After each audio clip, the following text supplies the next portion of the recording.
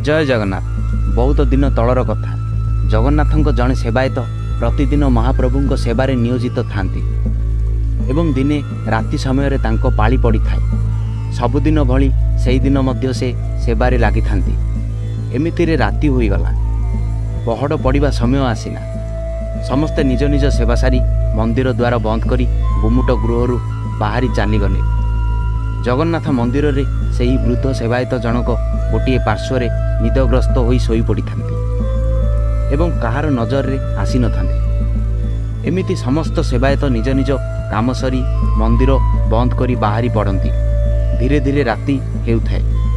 किछि घंटा परे वृद्ध जनक निदरु उठंती। से देखंती से श्रीमंदिर मध्य रही जाइछंती। से मने मने चिंता करती, अरे बोधुए भूल रे मु सोई पड़ी आउ केही जानी नाहंती। ठीक जेतेबेले रत्न सिंहासन आड़कू नजर पकांती से दृश्य देखि से तांको शरीर सिहरी उठे।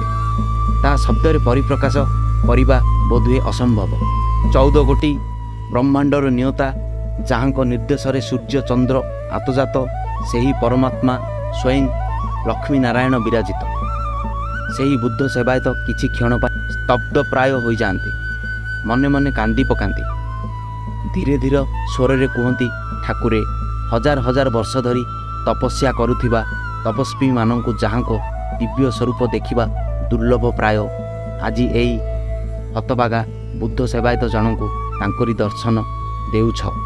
धन्य भगवान धन्य कही धीरे धीरे पछेई पछेई बाहरी जाउथांते। सेतिकी बेले शून्यरु बाणी हैला, जहाँ देखिछ गोपन रखिब, अन्यथा तुम्भर प्राण चलीज। जगतर नाथ जगन्नाथ कमला नयन स्वयं लक्ष्मी नारायण छाई सदृश विराजित, जहाँको मुख रत्न सिंहासन आड़कू थाए एवं पछ भाग बुद्धंक सम्मुख को थाए। राति पाही जाए एवं सेपटे बड़दाण्डरे भक्त मनरे उत्कंठा लगी रही थाए। केतेबेले द्वार खोलिब एवं कौन होइछि सेवायतंकर सबु जानिबा पई समस्ते व्याकुल होई थांती। द्वार खोलिला।